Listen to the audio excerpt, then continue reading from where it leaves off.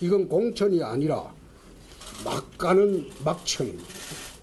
지난 40여일간 모욕과 수모를 주면서 내팽겨 친다는 것은 정치 이전에 인간이 할 도리가 아니라고 나는 생각합니다.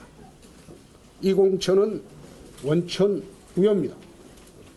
선거도 임박하고 하니 조속히 답을 주실 것을 기대합니다. 그 이후에는 제가 취할 모든 수단을 다할 것입니다.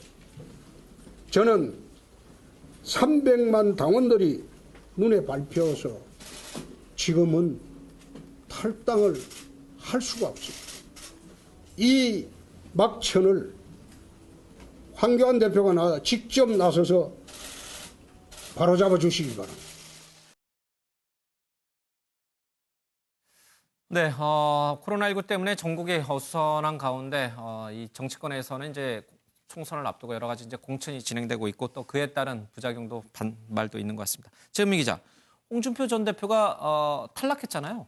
그러면 어떻게 되는 거예요? 그냥 당을 나가나요? 아니면 남아서 다른 일을 또 하나요?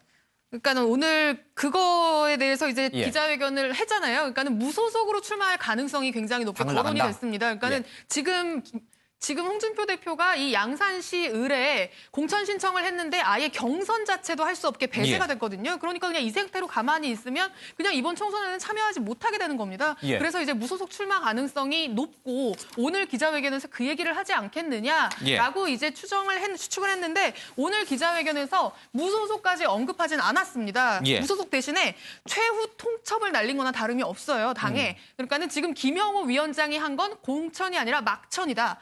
그러니까 이걸 바로잡아라. 그렇다면 누가 바로잡을 것인가? 황교안 대표가 바로잡아야 한다. 사실 이 당에서 공천관리위원장이 공천을 하지만 어쨌든 최종적으로 이 옥쇄 도장을 찍는 건 당대표입니다. 지난 총선 때도 뭐 김무성 대표가 옥쇄를 찍내 만에 했었잖아요. 실제로 당대표가 최종 결정권을 가지고 있기 때문에 김영호 위원장이 잘못한 이 공천을 황교안 대표가 바로잡아라. 마지막 기회를 주겠다라면서 황교안 대표의 그릇을 보겠다.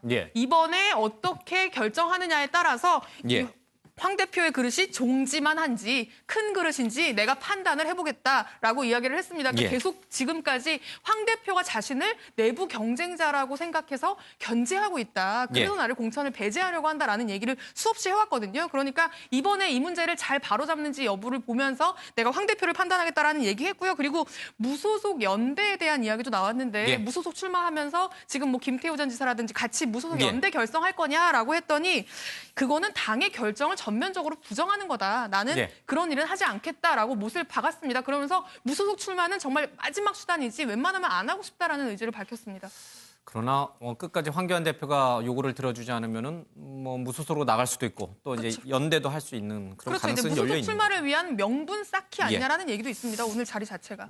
역시 뭐 당 대표도 하고 대선 출마도 해봤던 분이라 이렇게 호락호락 컷오프에 대해서 수용하는 그런 자세는 아닌 것 같습니다. 근데 이거 황교안 대표가 수용해주면요. 지금 앞서서 컷오프 됐던 김태호 전 지사, 이인재 저는 그분들도 사실은 똑같이 나올 거 아니에요. 그렇습니다. 이미 뭐 똑같이 이제 컷오프 된 상황이고 김태호 지사 같은 경우는 어제 이제 무소속 출마 기자회견을 했어요. 꼭 살아서 돌아가겠다. 내가 당선돼서 살아서 돌아가겠다. 살아서 당에 돌아가면 문재인 정권 폭정에 맞서서 싸우고 잃어버린 정권 되찾는 데 앞장설 것이다. 이러면서 홍준표 대표와는 다르게 이미 무소속 출마 선언을 하고 당을 나간 상황입니다. 이 거물급 정치인뿐만 아니라 여러 이제 의원들이 이번에 컷오프된 분들이 상당히 반발이 거센 것 같아요. 이게 선거에 큰 변수가 될까요? 저는 뭐 크게 변수는 안 된다고 봅니다. 지난번에 박근혜 전 대통령이 그 옥중 서신까지 보냈잖아요. 그게 뭐겠어요?